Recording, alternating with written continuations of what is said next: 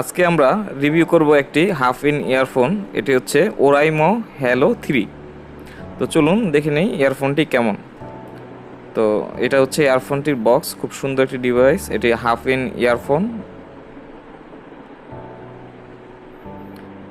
এটিতে 180 দিনের ওয়ারেন্টি আছে।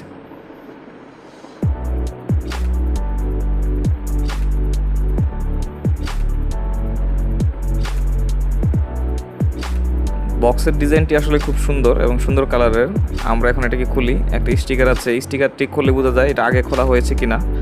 আবার নিচে একটা স্ক্যান কোডও আছে, এটা দিয়ে আপনারা অথেন্টিসিটি চেক করতে পারবেন। তো ইয়ারফোনটি একটি সুন্দর পলি কেসের মধ্যে আছে, সাথে আছে আরেকটি কার্ড, ভিতরে আর কিছু নাই। তো কার্ডটি কি সেটা আমরা দেখে নিই।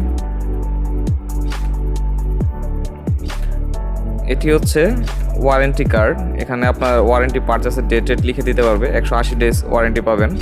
আবার এটা আপনার পছন্দ হলে কি করতে পারবেন, অপছন্দ হলে কি করবেন সেটাও একটা লিখে দেওয়া আছে এখানে।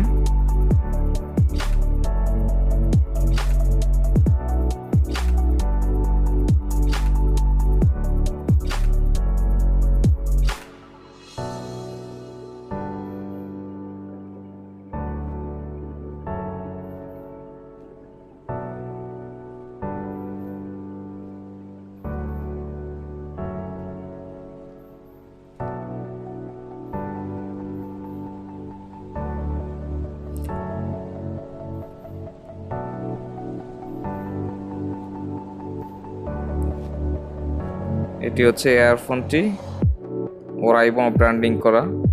ওয়্যারটা ভালোই লম্বা আছে। এটা টিপস 120 স্পিকার, মিলিমিটার স্পিকার আছে।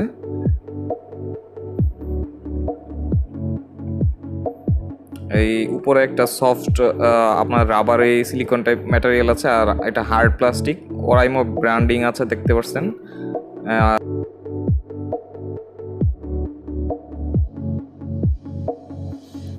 লেফট রাইট মার্ক করা আছে ইয়ারফোনগুলোতে সুন্দরভাবেই।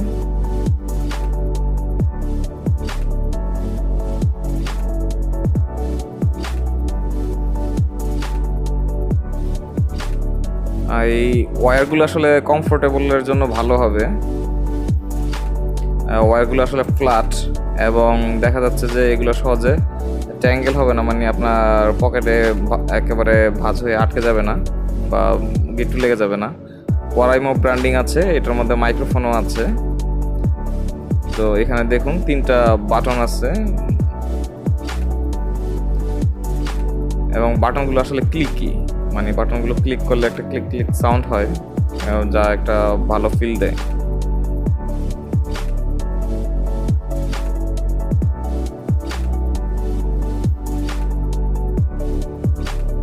এর আই শেপ 3.5 মিলিমিটার জ্যাক আছে।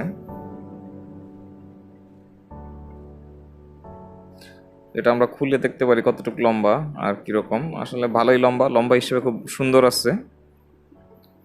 আর এটা আসলে এই যে ট্যাঙ্গেল ফ্রি ডিজাইন, মানে সহজে আপনার পকেটে রাখলে গিট্টু খেয়ে যাবে না।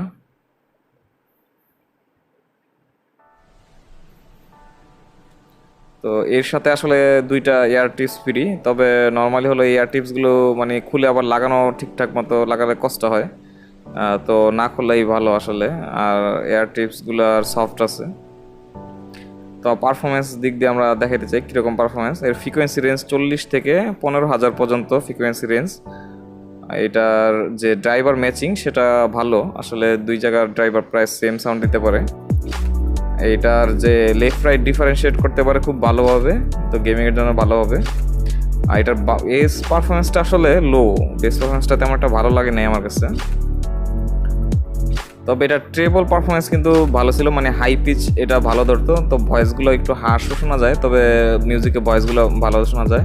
গেমিং পারফরমেন্স আসলে ভালো বলতে হবে। পাবজিতে ভালোভাবে ইনিমির ফুট স্টেপ সব পাচ্ছিলাম, তো আপনারা এটা গেমিং পারফরমেন্সটা ভালো।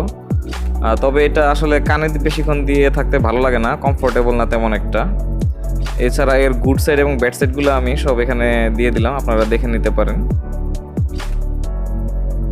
আসলে এক কথায় বলতে গেলে এটি একটি গেমিংয়ের জন্য ভালো, কিন্তু মিউজিকের জন্য তেমন ভালো না। তবে প্রাইস অনুসারে এটা মিডিয়াম বলা যায় আসলে।